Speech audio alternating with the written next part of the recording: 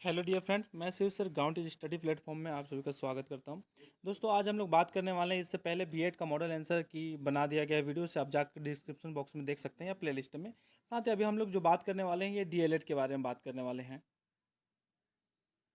ठीक है, यह होगा आपका संभावित मॉडल आंसर, जिसमें पूरे क्वेश्चन का 100 क्वेश्चन का आपको आंसर बताया जाएगा। साथ ही आप चैनल को सब्सक्राइब इसलिए भी कीजिए कि जैसे ही व्यापम के द्वारा मॉडल आंसर जारी किया जाएगा, आपको इसी चैनल पे बताया जाएगा क्या सही है क्या गलत है, कितने क्वेश्चन पे आप दावा आपत्ति लगा सकते हैं। वो सारी चीज़ों की जानकारी यहाँ पे दिया जाता है, तो चैनल को आप सब्सक्राइब कीजिए। चलिए, सबसे पहला पार्ट हमारा यहाँ पे हम देखेंगे। पहला पार्ट आता है आपका सामान्य मानसिक योग्यता, जनरल मेंटल एजिबिलिटी। इसमें पहला क्वेश्चन है आपका 11:45 को दर्पण में देखने पर क्या बचेगा, यह आपको बताना है। तो इसका सही आंसर हो जाएगा आपका ऑप्शन नंबर ए हो जाएगा। ठीक है, ऑप्शन नंबर ए हो जाएगा, 12:15 प्रतीत होगा। इसके साथ हम लोग देखें क्वेश्चन नंबर 2 की बात करें। यदि उत्तर पूर्व उत्तर हो जाए और उत्तर पश्चिम पश्चिम हो जाए तो पूर्व क्या हो जाएगा। इसका सही आंसर होगा आपका ऑप्शन नंबर ए, उत्तर पूर्व हो जाएगा। इसके साथ हम लोग देखें क्वेश्चन नंबर 3 देखें। क्वेश्चन नंबर 3 का सही आंसर होगा, इसे सरलीकरण में अगर आप सॉल्व करेंगे तो सॉल्व करने के बाद इसका सही आंसर आ जाएगा आपका ऑप्शन नंबर ए हो जाएगा, ए 9। इसके साथ हम लोग देखें क्वेश्चन नंबर 4 की बात करें तो यहाँ पे दिया हुआ है कि उस आरेख का चयन करें जो गेहूं मक्का और अनाज के बीच संबंध को सही ढंग से दर्शाता है। तो 4 का जो सही आंसर होगा वो हो जाएगा आपका ऑप्शन नंबर बी। देखिए, अनाज के अंतर्गत ही गेहूं और मक्का दोनों आता है, तो बड़ा वाला हो गया आपका अनाज, उसके अंदर में एक हो गया गेहूं, एक हो गया मक्का। चलिए, इसी के साथ अगला क्वेश्चन देखें। क्वेश्चन नंबर 5 आपके सामने आ जाता है, आप देखेंगे। 4 विकल्पों में से एक उपयुक्त आकृति का चयन कर जो आकृति मैट्रिक्स को पूर्ण करता है, जो इसको पूरी तरीके से पूर्ण करेगा उसे आपको चुनना है। ठीक है, तो 5 को जो सही आंसर है वो हो जाएगा आपका ऑप्शन नंबर बी हो जाएगा। चलिए, इसी के साथ हम लोग आगे बढ़े तो क्वेश्चन नंबर 6 आपके सामने आ जाता है, आप देखेंगे कि अंग्रेजी वर्णमाला में बाईं ओर से एल का स्थान ज्ञात कीजिए। बाईं ओर से एल का कौन सा नंबर पे आता है यह आपको बताना है। तो 6 का सही आंसर हो जाएगा आपका ऑप्शन नंबर ए हो जाएगा, 12।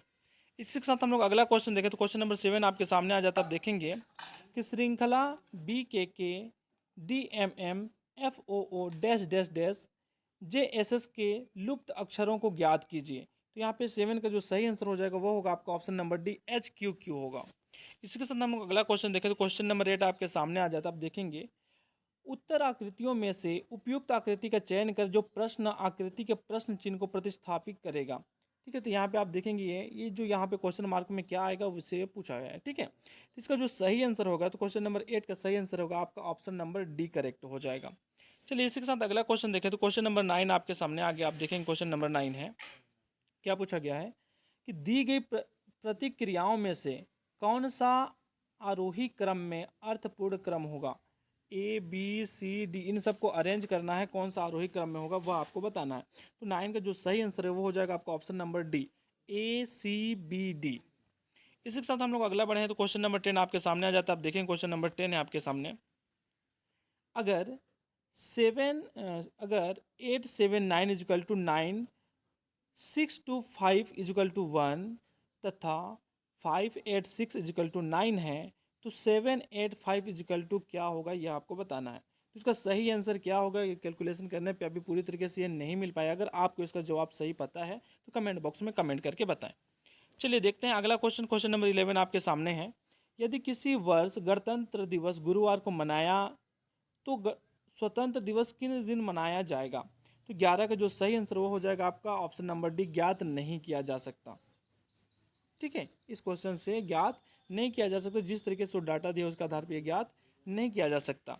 चलिए, अगला हम लोग देखें क्वेश्चन नंबर 12 की भी बात करें तो यहाँ पे दिया हुआ है आपका कि बिंदीदार रेखा पर पारदर्शी शीट को मोड़ने पर कैसा पैटर्न दिखाई देगा। ठीक है, यहाँ पर से अगर मोड़ दिया जाए तो कैसा दिखेगा वह आपको बताना है कि मोड़ने पे वह कैसा दिखेगा। इसका जो सही आंसर होगा वो हो जाएगा आपका ऑप्शन नंबर बी। अब ये देखिए यहाँ पे आ जाएगा, सामने से मुड़ जाएगा, तो इस तरीके से बी आंसर करेक्ट होगा इसका। चलिए, इसके साथ अगला क्वेश्चन देखें तो क्वेश्चन नंबर 13 आपके सामने आ जाता है। कौन सा शब्द दूसरों से संबंधित नहीं है। तो आप देखेंगे शेर, यहाँ पे हो जाएगा आपका शेर, चीता और बाघ, ये सभी क्या है मांसाहारी जीव, जबकि यहाँ पे हाथी नहीं है। तो इसका सही आंसर जो है वो हो जाएगा आपका ऑप्शन नंबर बी करेक्ट हो जाएगा। चलिए, इसी के साथ आगे बढ़े तो क्वेश्चन नंबर 14 आपके सामने आ जाता है, देखेंगे आप। वह आकृति को चुने जो अन्य से भिन्न, यहाँ पे 4 आकृति हैं तो इनमें से कौन सा भिन्न है वह आपको बताना है। तो 14 का जो सही आंसर है वह हो जाएगा आपका ऑप्शन नंबर ए, ये देखिए ये सर्कल है, जबकि ये क्या है, एक आकृति, विशेष आकृति है, कोने वाली है। चलिए इसी के साथ हम लोग देखिए क्वेश्चन नंबर 15। यदि एम एन रेखा पर एक दर्पण रखा जाए तो दिए गए शब्द में से कौन सा शब्द दिए गए शब्द का सही प्रतिबिंब होगा। तो इसका आपका सही प्रतिबिंब आपको बताना है। तो 15 का सही आंसर हो जाएगा आपको ऑप्शन नंबर सी करेक्ट हो जाएगा। ठीक है, चलिए इसी के साथ आगे बढ़े तो क्वेश्चन नंबर 16 आपके सामने आता है। क्वेश्चन नंबर 16 में आपसे पूछा है कि लुप्त संख्या को ज्ञात कीजिए। तो यहाँ पे आप देखें ये क्वेश्चन मार्क दिया है, यहाँ पे कौन सा संख्या आएगा यह आपको बताना है। तो 16 का जो सही आंसर होगा वह हो जाएगा आपका ऑप्शन नंबर सी 135, यह करेक्ट आंसर होगा। इसी के साथ अगला बढ़े तो क्वेश्चन नंबर 17 आपके सामने आ जाता है। आप देखेंगे कि उस उत्तर आकृति के चयन करें जिसमें प्रश्न आकृति छिपी हुई है। ठीक है, तो यह आकृति जिसमें छिपी हुई हो वही आपको चूज करना है। तो जो 17 है इसका सही आंसर हो जाएगा आपको ऑप्शन नंबर ए हो जाएगा। आप यहाँ पे देखेंगे ये छुपा हुआ है यहाँ पे। ठीक है, चलिए इसी के साथ आगे हम लोग बढ़े तो क्वेश्चन नंबर 18 आपके सामने आ जाता है। उत्तर आकृतियों में से उपयुक्त आकृति के चयन करें जो प्रश्न चिन्ह को प्रतिस्थापित करेगा। यहाँ पे ठीक है, कौन सा चिन्ह है जो यहाँ पे आएगा, इसे आपको यहाँ पे चेक करना है। देखिए यहाँ पे कौन सा आएगा। तो जो 18 का सही आंसर होगा वो हो जाएगा आपको ऑप्शन नंबर बी। इसी के साथ हम लोग आगे बढ़े तो क्वेश्चन नंबर 19 आपके सामने आ जाता है। देखेंगे कि एक निश्चित कोड में ARMY या आर्मी को ASOB लिखा जाता है, तो जज को उस कोड में कैसे लिखा जाएगा यह आपको बताना है। तो 19 का जो सही आंसर है वो हो जाएगा आपका ऑप्शन नंबर बी हो जाएगा, JVFJI हो जाएगा। चलिए इसी के साथ हम लोग क्वेश्चन नंबर 20 देखें तो 20 में यहाँ पे दिया हुआ है कि दिए गए समीकरण को संतुलित करने पर और चिन्हों स्टार चिन्हों को प्रतिस्थापित करने के लिए गणितीय संकेतों के सही संयोजन का चयन कीजिए। क्या होगा यहाँ पे जो सही संयोजन होगा। ठीक है, तो यहाँ पे जो 20 है इसका सही आंसर हो जाएगा आपका ऑप्शन नंबर बी करेक्ट हो जाएगा। चलिए इसी के साथ आगे बढ़े क्वेश्चन नंबर 21 देखें तो 21 में पूछा है कि कौन सी संख्या उन मालिकों को इंगित करता है जो न इंजीनियर है और न ही अच्छे प्रशासक हैं। इस आकृति में आपको देख करके बताना है। तो इसका जो सही आंसर है वह हो जाएगा आपका ऑप्शन नंबर सी हो जाएगा 2। यह जो 2 है यह नहीं इंगित करता, यही हो जाएगा आपका सही आंसर। इसी के साथ हम लोग क्वेश्चन नंबर 22 देखें तो क्वेश्चन नंबर 22 आपके सामने आ जाता है। आप देखेंगे यदि दिए गए चित्र को मोड़कर घन बनाया जाए तो 6 अंक के विपरीत सतह पर कितने अंक वाला सतह होगा। यह पासा के समान है भाई, तो इसमें क्या आएगा वह आपको बताना है। इस 6 के विपरीत, 6 के विपरीत क्या हो जाएगा आपका। यहाँ पे क्वेश्चन नंबर 22 की बात करें तो ऑप्शन नंबर डी यह 5 होगा। इसका विपरीत में जो किनारे किनारे हैं वही इसके विपरीत में होगा। चलिए यहाँ देखते हैं, ऑप्शन नंबर डी करेक्ट हो जाएगा। क्वेश्चन नंबर 23 की बात करें कि श्रृंखला में लुप्त पद को ज्ञात कीजिए। यहाँ पे जो ब्रेकिन है यहाँ पे क्या पद आएगा वह आपको ज्ञात करना है। तो 23 का सही आंसर होगा वो हो जाएगा आपका ऑप्शन नंबर ए हो जाएगा, OF हो जाएगा। चलिए इसी के साथ अगला क्वेश्चन देखें। क्वेश्चन नंबर 24 आपके सामने आता है। देखेंगे कि निम्नलिखित में से कौन सी आकृति श्रृंखला का अनुसरण करेगा। यहाँ पे कौन सा आकृति आएगा इनमें से वह आपको बताना है। ठीक है, तो यहाँ पे जो सही आंसर होगा 24 का वह हो जाएगा आपका ऑप्शन नंबर सी करेक्ट हो जाएगा। चलिए इसी के साथ अगला क्वेश्चन देखें तो 25 आपके सामने आ जाता है। आप देखेंगे कि निम्नलिखित में से प्रश्न चिन्ह को किससे प्रतिस्थापित किया जाएगा। इस प्रश्न चिन्ह में कौन सा अंक आएगा वह आपको बताना है। तो 25 का सही आंसर हो जाएगा option number B 169। Question number 26 की बात करें। दीपक ने अपनी घड़ी मेज पर इस प्रकार रखी कि शाम 6 बजे घड़ी की सुई दक्षिण दिशा की ओर तो रात 9 बजे मिनट की सुई किस दिशा की ओर होगी यह आपको बताना है। तो क्वेश्चन नंबर 26 का सही आंसर हो जाएगा आपका ऑप्शन नंबर ए हो जाएगा, उत्तर ये करेक्ट आंसर होगा। दोस्तों इसी के साथ आगे बढ़े तो क्वेश्चन नंबर 27 आपके सामने आ जाता है। आप देखेंगे क्वेश्चन नंबर 27 में क्या पूछा गया है। यदि S का अर्थ माइनस है, Q का अर्थ गुणा है, R का अर्थ भाग है और P का अर्थ प्लस है तो क्या आएगा इसको सॉल्व करने पे। यह आपको बताना है कि वैल्यू कितना आएगा। तो 27 का सही आंसर हो जाएगा आपका ऑप्शन नंबर बी हो जाएगा, 42 आएगा। इसी के साथ हम लोग देखें क्वेश्चन नंबर 28 की बात करें। U V का पुत्र है, X Y की माता है और U की पत्नी है। V और X का क्या संबंध है यह आपको बताना है। तो 28 का जो सही आंसर होगा वो हो जाएगा आपका ऑप्शन नंबर डी अपर्याप्त डाटा। ये पर्याप्त डाटा नहीं दिया जिससे आंसर नहीं बताया जा सकता। चलिए अगला क्वेश्चन देखें 29 की बात करें तो क्वेश्चन नंबर 29 आपके सामने आगे आप देखेंगे। निम्नलिखित में से किस आरेख द्वारा त्रिभुज, चतुर्भुज और वर्ग के बीच संबंध को सबसे अच्छा चित्रित किया जा सकता है। तो 29 का जो सही आंसर होगा वो हो जाएगा आपका ऑप्शन नंबर डी हो जाएगा करेक्ट। चलिए दोस्तों, इसी के साथ देखा हम लोग अगला क्वेश्चन। तो क्वेश्चन नंबर 30 यहाँ पे आ जाता है, जो कि आपका इस चैप्टर का मानसिक योग्यता का लास्ट क्वेश्चन है। अगर आपने अभी तक चैनल को सब्सक्राइब नहीं किया तो जल्द से सब्सक्राइब कीजिए, बेल आइकन दबा दीजिए, क्योंकि इस चैनल में खास इंपॉर्टेंस पॉइंट्स आते रहते हैं। थोड़ी सी देर से आंसर आए पर ओरिजिनल ऑथेंटिक 100% सत्य आंसर आते हैं। तो यहाँ पे क्वेश्चन नंबर 30 में आपसे पूछा है, अगर हॉट को GNS के रूप में कोड करते हैं तो कोल्ड को कैसे कोड किया जाएगा। तो 30 का जो सही आंसर है वो हो जाएगा आपका ऑप्शन नंबर ए BNKC हो जाएगा। चलिए इसी के साथ अगले पार्ट में आते हैं। अगला पार्ट हमारा आता है सामान्य ज्ञान। सामान्य ज्ञान में देखते हैं पहला क्वेश्चन जो पार्ट 2 में है। पहला क्वेश्चन, इंसुलिन की खोज किसने की।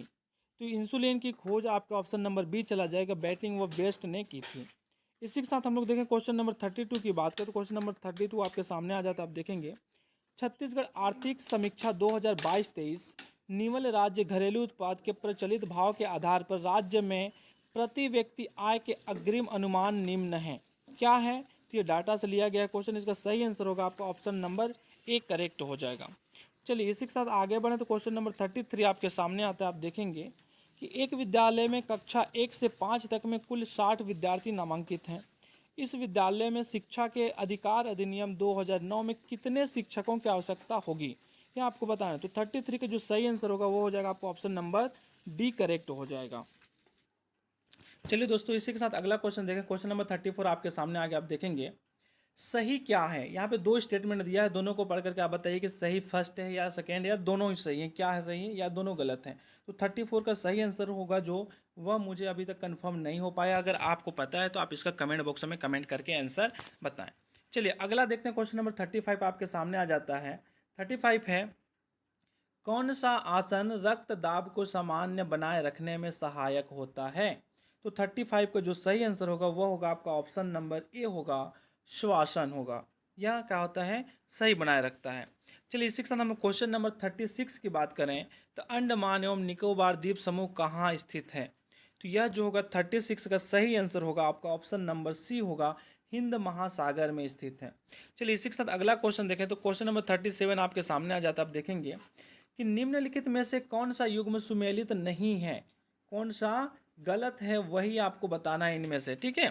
तो यहाँ पे हम देखें क्वेश्चन नंबर 37 की, तो इसका सही आंसर हो जाएगा आपका ऑप्शन नंबर डी, जे परकिंस पेनिसिलिन की खोज नहीं की थी, इसको अलेक्जेंडर फ्लेमिंग ने खोज किया था पेनिसिलिन की। चलिए यही हम लोग देखें क्वेश्चन नंबर 38 की बात करें कि उबेर कप किस खेल से संबंधित है। तो यह हो जाएगा आपका सही आंसर होगा ऑप्शन नंबर सी, बैडमिंटन से संबंधित है, ठीक है। इसी के साथ क्वेश्चन नंबर 39 देखें तो क्वेश्चन नंबर 39 आपके सामने है कि एक शिक्षक कक्षा में बच्चों की विषय संबंधी कठिनाइयों का पता लगाता है।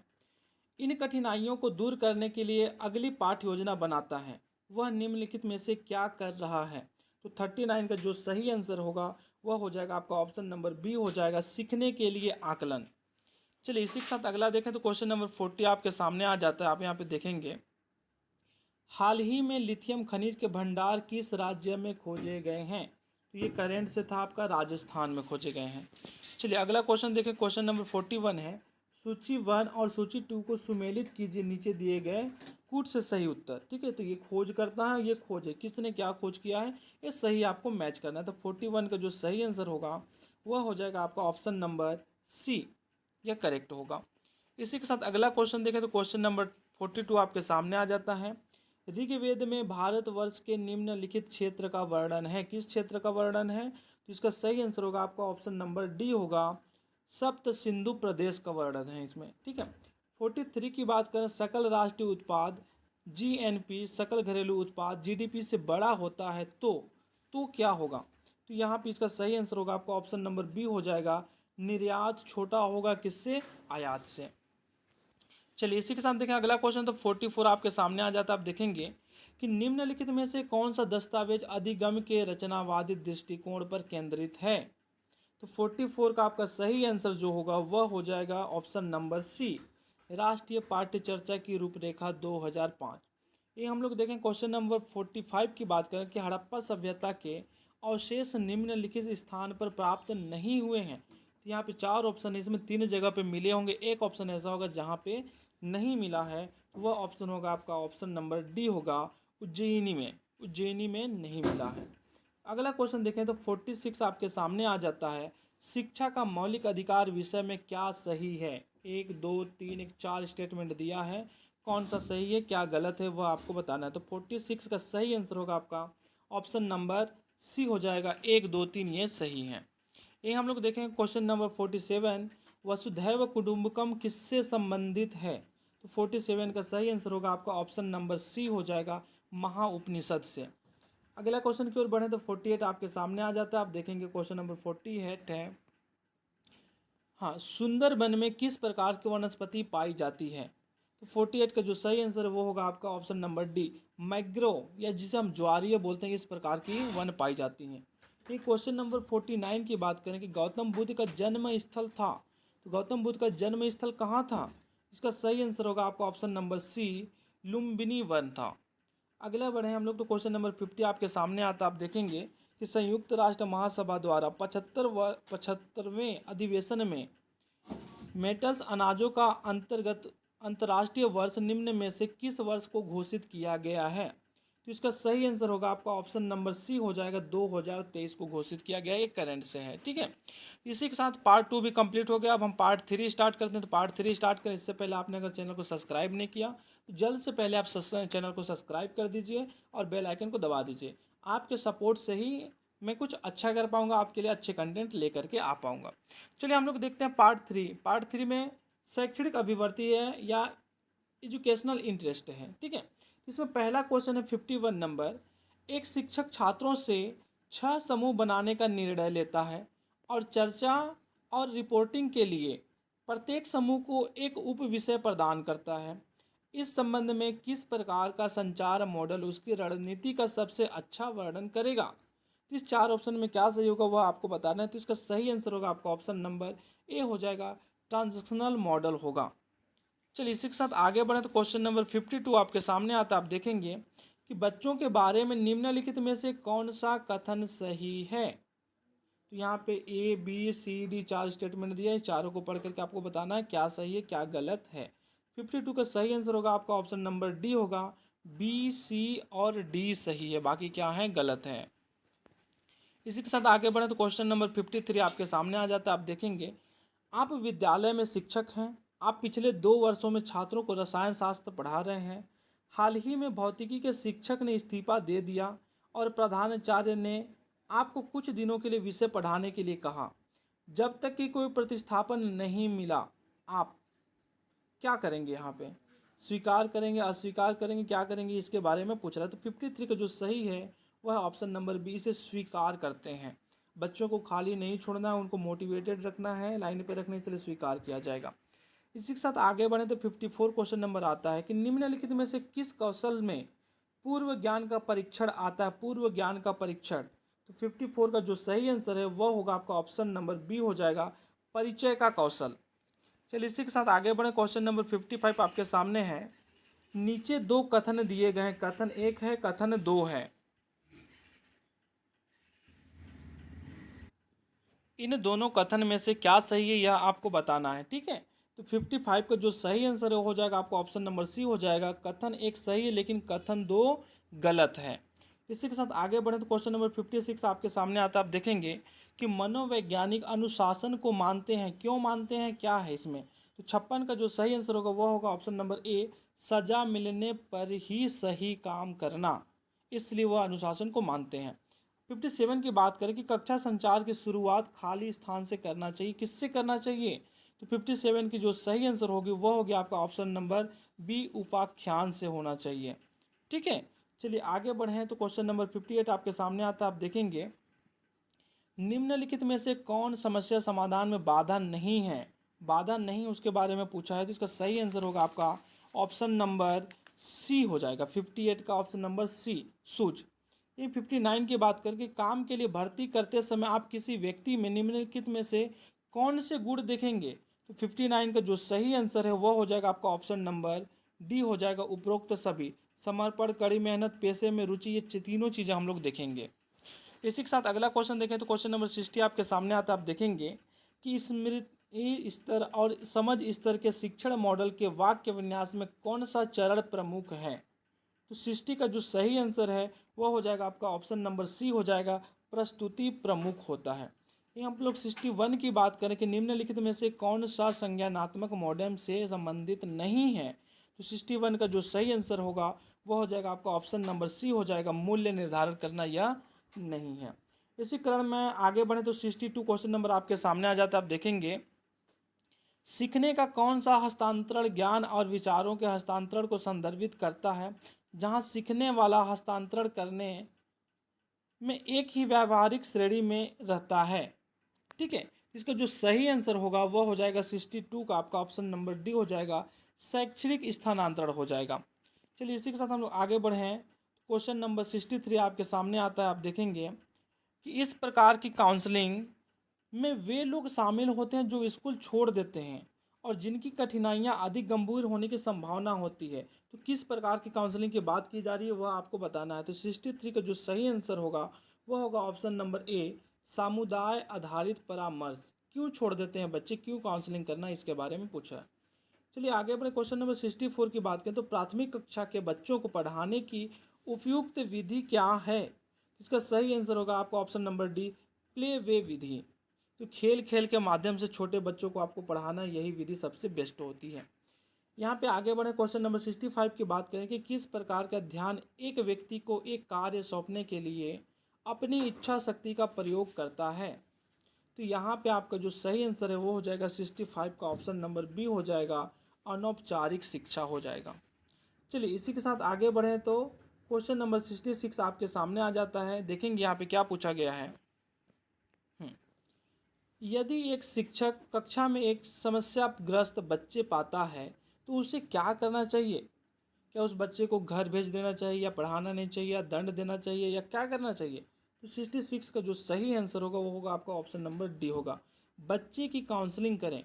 बच्चे में क्या प्रॉब्लम आ रहा है, क्यों ऐसा है, तो उसके बारे में जानना चाहिए हमें। चलिए इसके आगे बढ़े तो क्वेश्चन नंबर 67 आपके सामने आता है। आप केवल हिंदी जानते हैं, आप अगले महीने तमिलनाडु जा रहे हैं क्योंकि वहाँ आपकी नौकरी है, आप क्या करेंगे अब? तो 67 का जो सही आंसर वो होगा आपका ऑप्शन नंबर बी होगा, तमिल सीखना शुरू करेंगे। चलिए अगला क्वेश्चन देखें तो 68 आपके सामने आता है। यह महत्वपूर्ण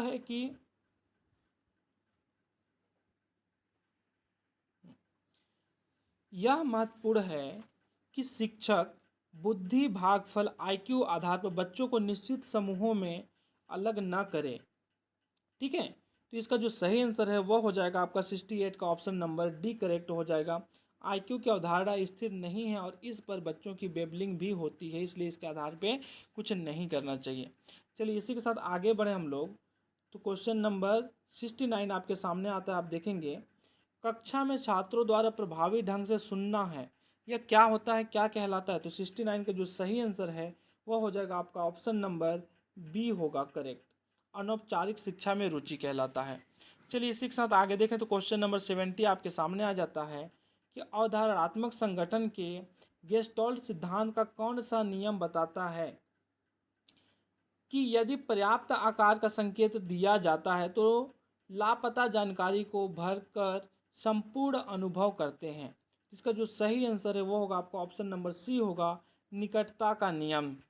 ठीक है, इसी के साथ हम लोग देखें क्वेश्चन नंबर 71 आपके सामने आ जाता है कि प्राथमिक संवेदी अंगों द्वारा सीखी जाने वाली चीज़ों की धारणा से किस प्रकार की शिक्षा का संबंध है? तो 71 का जो सही आंसर होगा वह होगा ऑप्शन नंबर ए, संवेदी, सेंसरी मोटर, अपने सेंस के द्वारा सीखना, संवेदी अपने अंगों के द्वारा सीखना। ठीक है, ये हम लोग क्वेश्चन नंबर 72 की बात करें कि मानव में व्यक्तिगत विभिन्नताओं के निर्धारक संबंधित हैं, क्या है? तो 72 का जो सही आंसर होगा वो होगा आपका ऑप्शन नंबर सी होगा, आनुवंशिक और पर्यावरण के बीच सहभागिता होता है। चलिए इसी के साथ आगे बढ़े तो क्वेश्चन नंबर 73 आपके सामने आ जाता है। आप देखेंगे कि आप लंबे समय से बेरोजगार हैं और अब आपको किड गार्डन में नौकरी का प्रस्ताव मिला है, लेकिन आप बच्चों के साथ रहना पसंद नहीं करते। इसलिए क्यों पसंद नहीं करते, इसके बारे में यहाँ पे है, ऑप्शन नंबर सी सही होगा, आप इसे स्वीकार करते हैं कि बच्चों के साथ मस्ती करने की कोशिश करते हैं। चलिए आगे बढ़े तो क्वेश्चन नंबर 74 आपके सामने आता है। आप देखेंगे कि संचार के संदर्भ में शिक्षण और सीखने की अधिकांश ऑनलाइन प्लेटफॉर्म हैं। क्या सही है इसका 74 का? तो इसका सही आंसर होगा आपका ऑप्शन नंबर बी होगा, अतुल्यकालिक होगा। इसी के साथ आगे बढ़े तो क्वेश्चन नंबर 75 आपके सामने आ जाता है। 75 है कि कौशल प्राप्त करने के लिए एक व्यक्ति अंतर्निहित क्षमता में जाना चाहता है। ठीक है, इसका क्या आंसर हो जाएगा? तो 75 का जो सही आंसर है वो होगा आपका ऑप्शन नंबर सी हो गया, योग्यता हो जाएगा। चलिए इसी के साथ क्वेश्चन नंबर 76 की बात करें कि बच्चे के शारीरिक वृद्धि और विकास को प्रभावित करने वाले कारक हैं। तो कौन सा कारक है जो प्रभावित करता है? तो 76 का जो सही आंसर होगा वह हो जाएगा आपका ऑप्शन नंबर डी होगा, आनुवंशिक और पर्यावरण दोनों ही कारक महत्वपूर्ण होते हैं। चलिए इसी के साथ आगे बढ़े तो क्वेश्चन नंबर 77 आपके सामने आ जाता है। आप देखेंगे कि बचपन में हुई एक दुर्घटना के कारण आप गहरे, यहाँ पे कुछ छूट गया, आप यहाँ पे देख लेंगे क्वेश्चन। ठीक है, यहाँ पे जो पीडीएफ में है थोड़े क्वेश्चन नहीं दिख रहा है, आप अपने सेट में क्वेश्चन मैच कर लेंगे, यहाँ पे कुछ छूटा हुआ है। तो 77 की जो सही आंसर होगी वह आंसर हो जाएगा आपका ऑप्शन नंबर बी हो जाएगा। आप पूरे उत्साह के साथ तैरना सीखने का प्रयास करते हैं। चलिए इसी के साथ आगे बढ़े तो क्वेश्चन नंबर 78 आपके सामने आता है। आप देखेंगे पदोन्नति के लिए अर्हता प्राप्त करने के लिए आपको 1 महीने के भीतर एक कोर्स पूरा करना है जिसे आप चाहते थे कि आपकी प्रतिक्रिया होगी। क्या प्रतिक्रिया होगी? तो इसकी जो सही आंसर होगी 78 की वो हो जाएगा आपको ऑप्शन नंबर सी हो जाएगा, पाठ्यक्रम को यथाशीघ्र पूरा करें और अधिक जानकारी के लिए अन्य स्रोतों का भी संदर्भ लें। यहीं आगे बढ़े क्वेश्चन नंबर 79 की बात करें तो क्वेश्चन नंबर 79 आपके सामने आता है। यदि आप धीमी गति से टाइप कर रहे हैं तो आपकी पिछली नौकरियों में धीमी वृद्धि का मुख्य कारण है। क्या कारण है ये आपको बताना है। तो 79 का सही आंसर हो जाएगा आपका ऑप्शन नंबर बी हो जाएगा, आप अपनी टाइपिंग गति में सुधार करने के लिए पूरी तरह से ध्यान केंद्रित करेंगे। यहीं आगे बढ़े तो क्वेश्चन नंबर 80 आपके सामने आ जाता है। आप देखेंगे क्वेश्चन नंबर 80, आपका एक सहकर्मी आपसे कम घंटों के दौरान आपसे निजी काम में मदद करने के लिए कहता है, आप क्या करेंगे?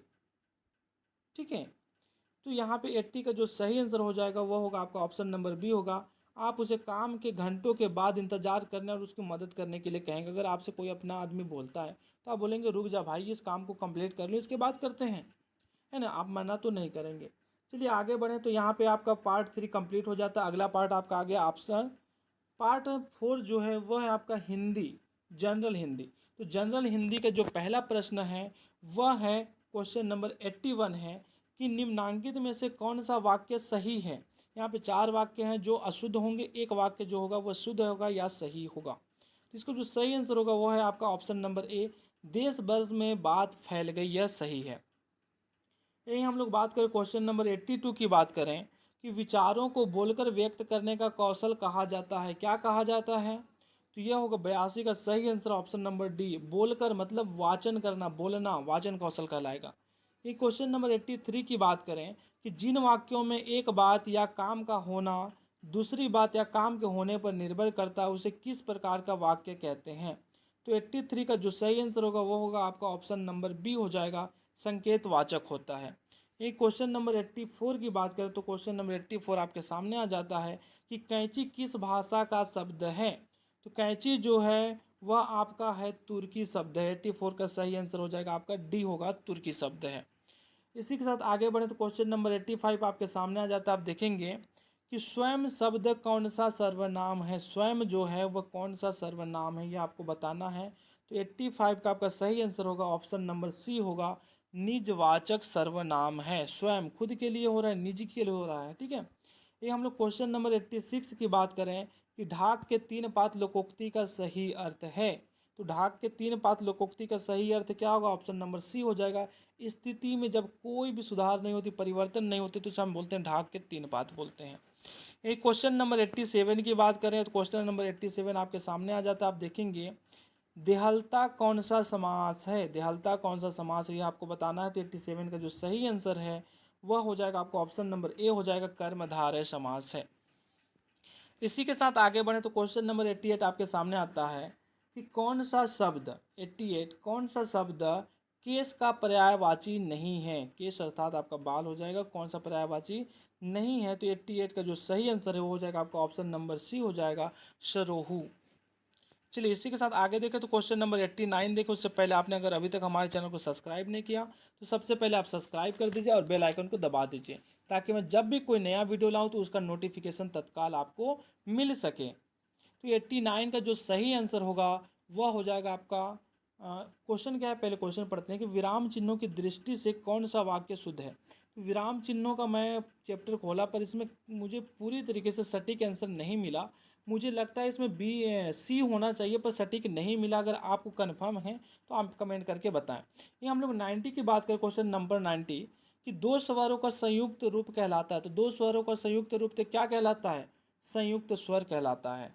ठीक है, चलिए इसी के साथ मिलते हैं एक अगले वीडियो में। तब तक के लिए बाय बाय, जय हिंद, वंदे मातरम। इंग्लिश का थोड़ा सा भी वीडियो नहीं बना है, बनने के साथ ही मैं उसे अपलोड कर दूंगा। आप मेरे चैनल पे आकर के उसे भी मैच कर लेंगे। चलिए बाय बाय।